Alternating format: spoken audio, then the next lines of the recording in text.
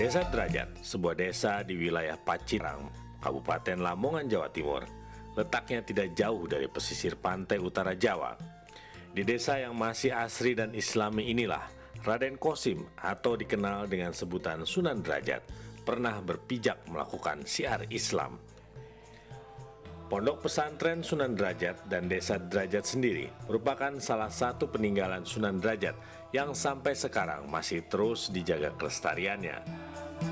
Asal-usul Pondok Sunan Derajat yaitu dibangun oleh Raden Qasim sekitar tahun 1460-an. Salah satunya pondok peninggalan Wali Songo yang masih ada, yang 8 tinggal pesareannya, tinggal satu-satunya yang asli pada tempatnya yang dirintis oleh Wali Songo, diserahkan oleh Wali Songo pada Raden Qasim adalah tinggal Sunan Derajat. Dan itu ceritanya Raden Qasim dijuluki Sunan Derajat. Sunan Derajat atau Raden Qasim juga dikenal dengan sebutan Raden Sarifuddin, merupakan anak dari Raden Rahmat atau Sunan Ampel. Buah perkawinannya dengan Dewi Condrowati, sehingga Sunan Derajat merupakan adik dari Raden Magdum Ibrahim atau Sunan Bonang. Sunan Bonang dan Sunan Derajat itu bersaudara. Ayahnya sama, Sunan Ampel. Sunan Ampel menikah dengan seorang perempuan namanya Nyi Ageng Manila, lalu punya anak Sunan Bonang. Dari istri yang kedua, Sunan Ampel, ada yang menyebutnya Dewi Chandrawati. Dia punya anak juga, namanya Sunan Derajat, begitu. Jadi dari ibu yang beda, ayahnya sama, Sunan Ampel. Jadi dua-duanya berguru kepada sang ayah. Sunan Derajat itu sebetulnya adalah anak cucu Nabi yang asli. Anak cucu yang Nabi itu yang ada di Arab Saudi, dibantai waktu peristiwa Karbala, yaitu di Irak. Di antaranya anak cucu Nabi yang tidak meninggal waktu itu, 81 anak cucu Nabi meninggal. Yang tidak meninggal di antaranya yang masih kecil namanya Ali Zainal Abidin. Putranya yaitu Sayyidina Husain. Sayyidina Husain putra Sayyidina Ali, putra Siti Fatimah. Ali Zainal Abidin sampai besar dan menurunkan anak-anak cucu yang banyak sekali. Di antara anak cucunya ada yang namanya Syekh Jamaluddin. Syekh Jamaluddin punya anak Ibrahim As-Samarqandi. Syekh Ibrahim As-Samarqandi punya anak Raden Rahmat Sunan Ngampel Surabaya di Surabaya. Pesariannya di Ngampel. Raden Rahmat Surabaya punya anak banyak sekali, di antaranya Sunan Derajat Raden Qasim. Raden Qasim diperkirakan lahir sekitar tahun 1470 Masehi. Sosok wali Allah ini banyak diterka-terka masyarakat. Pengalaman saya pribadi, Sunan Derajat itu yaitu sosoknya masih seperti orang Arab.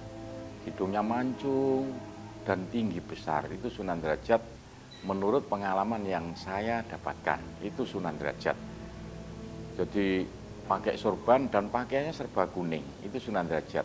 Entah bagaimana pakaian serba kuning itu yang dicintai Sunan Derajat. Jadi ya Sunan Derajat itu sosoknya seperti masih ada bau-bau seperti orang Arab. Di dalam sejarah itu harus ada sumber yang menerangkan dari masa itu. Jadi kalau dari masa Sunan Derajat yang hidup pada akhir abad 15 dan awal abad 20 itu tidak ada, ya kita tidak bisa. Karena apa? Karena di dalam Islam itu pakaian ulama yang baku itu tidak ada. Berbeda dengan di Hindu dan Buddha.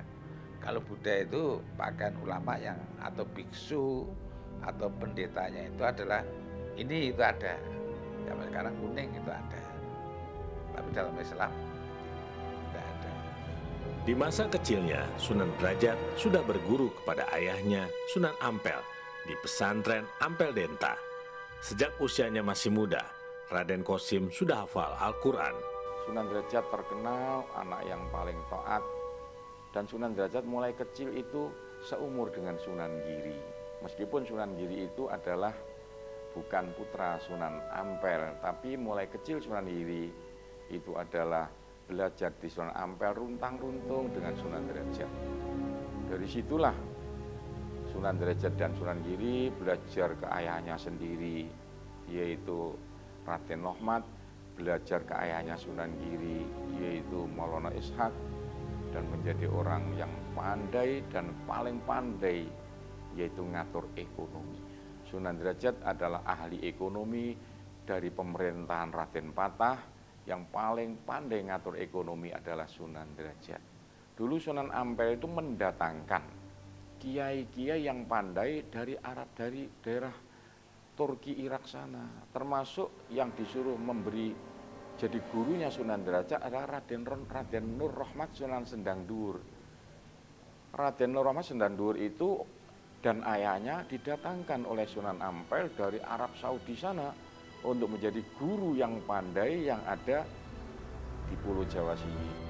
Usai mengenyam ilmu agama di pesantren ayahnya, Sunan Derajat pun memulai perjalanan syiar Islamnya menuju suatu wilayah di pesisir pantai utara Jawa, Desa Jelak, kini bernama Desa Derajat. Sunan Ampel tahu ada orang yang sudah masuk Islam dan mau bikin tempat pendidikan, bukan main senangnya. Saking senangnya, putranya Raden Qasim disuruh bawa, yaitu ke Desa Jelak sini, untuk dijadikan kiai. Raden Qasim dibikinkan surau yang tiap pagi saya bikin ngaji yang masuk di radio itu. Disitulah Raden Qasim mengajar ngaji. Raden Qasim meniru caranya Mbah Mayang Madu dan Mbah Banjar ngajarkan agama, yaitu pakai nabuh gending. Gendingnya biasanya kalau tiap hol dibunyikan, yaitu namanya wayang song-song. Raden Qasim tiap-tiap gending dibunyikan, santri kumpul, orang-orang kumpul, tapi diajak ngaji buyar. Gending dibunyikan, kumpul lagi, diajak ngaji buyar. Lama-lama Raden Qasim persis di tempat Langgar Putri itu mengatakan begini, barang siapa yang mau belajar ke sini, ngaji di sini, mudah-mudahan derajatnya tinggi. Loh, dari perkataan Raden Qasim itulah orang-orang percaya, karena Raden Qasim adalah mandi doanya. Lalu orang-orang kumpul ingin ngaji, ingin mendapatkan doa dari Raden Qasim yang mandi. Seperti Sunan Bonang, Sunan Derajat pun melakukan syiar Islam melalui sebuah seni. Namanya Raden Syarifuddin atau Raden Qasim yang kemudian menjadi Sunan Derajat itu adalah seorang yang sosoknya itu toleransi, kemudian juga adaptif dan menyelaraskan diri dengan keadaan dan sosial budaya setempat. Hal ini terbukti bahwasanya di Derajat itu dulu pernah diketemukan satu perangkat gamelan. Nah, Sunan Derajat juga menggunakan dakwahnya itu lewat pendekatan kebudayaan atau kesenian, yaitu lewat gamelan itu. Kemudian Sunan Derajat juga menulis lagu-lagu tembang yang kemudian dikenal sebagai Sekar Rinonce. Ya, Sekar Rinonce itu ya bunga yang dirangkaikan. Itu nama himpunan dari semacam syair atau semacam nazam gitu ya, dari Sunan Derajat yang kemudian dikembangkan, disebarkan oleh para santrinya karena berisi ajaran etika dan moral. Dalam perjalanannya menyebarluaskan ajaran Islam, Sunan Derajat lebih banyak berada di wilayah Jawa Timur, tepatnya di Surabaya, Gresik, dan Lamongan. Sebuah legenda menyertai kisah perjalanan Sunan Derajat dalam melakukan syiar Islam. Yang saya tahu dari sumber-sumber yang ada itu, Sunan Derajat diperintahkan untuk menyebarkan agama Islam di Gresik. Lalu dia naik perahu lewat Laut Jawa, karena suatu sebab kena badai, perahunya karam, pecah, dan dia berenang-renang menggapai-gapai pertolongan. Dalam kisah itu datanglah pertolongan yang tidak disangka oleh seekor ikan talang. Saya belum tahu ikan talang seperti apa. Ikan talang besar yang membantu dia berenang dan membawa dia ke daerah pantai di daerah Gresik di situ. Jadi di situ dia terdampar, kemudian dia mulai menyebarkan agama Islam.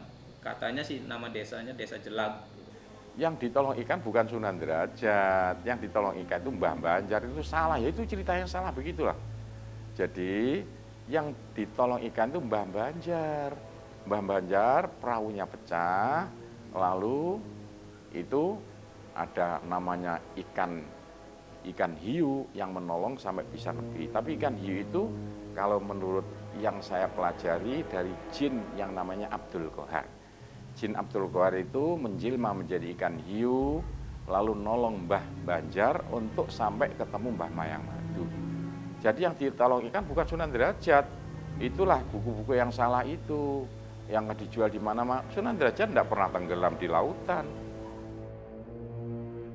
Sunan Derajat menyampaikan 4 ajaran pokok terhadap para santrinya, dikenal dengan sebutan catur piwulang. Intinya, menganjurkan setiap manusia untuk saling tolong-menolong. Selain itu, Sunan Derajat juga sangat memperhatikan kesejahteraan sosial dan ekonomi masyarakat di masanya. Tak heran, rakyat hidup tentram, damai, dan sejahtera. Berbagai macam kegiatan diajarkan kepada masyarakat, seperti berwira swasta. Sunan Derajat kan ahli ekonomi. Jadi Sunan Derajat punya pedoman yang sampai sekarang ya di mana-mana dibikin nyanyian. Sunan Derajat kan di antara wali songo bagian ekonomi. Bab itu pedomannya itu wasiat 4 wasiat Sunan Derajat itu tentang ekonomi itu. Kan di pesarnya ada, mungkin ibu sudah membaca wenehono, wenehono, wenehono. Ya, wenehono mangan marang wong kang keluwen, wenehono busana marang wong kang wudo, wenehono teken marang wong kang wenehono payu marang wong kang kudanan. Itu kan ajaran Sunan Derajat, dan itu bukan kok cara klopo, bukan sepete bathok, tapi itu telengane. Ya itulah ajaran Islam sebetulnya. Wenehono mangan marang wong kang keluwen, berilah makan pada orang yang kelaparan. Wenehono busana marang wong kang wudo, berilah pakaian pada orang-orang yang tidak punya pakaian. Berilah payung pada orang yang kudanan, orang yang kehujanan diberi payung. Itu semua sindiran.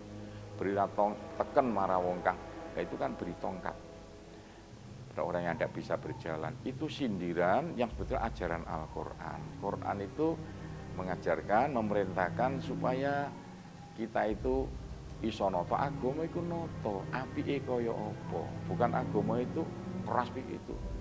Nah, baiknya bagaimana itu agama.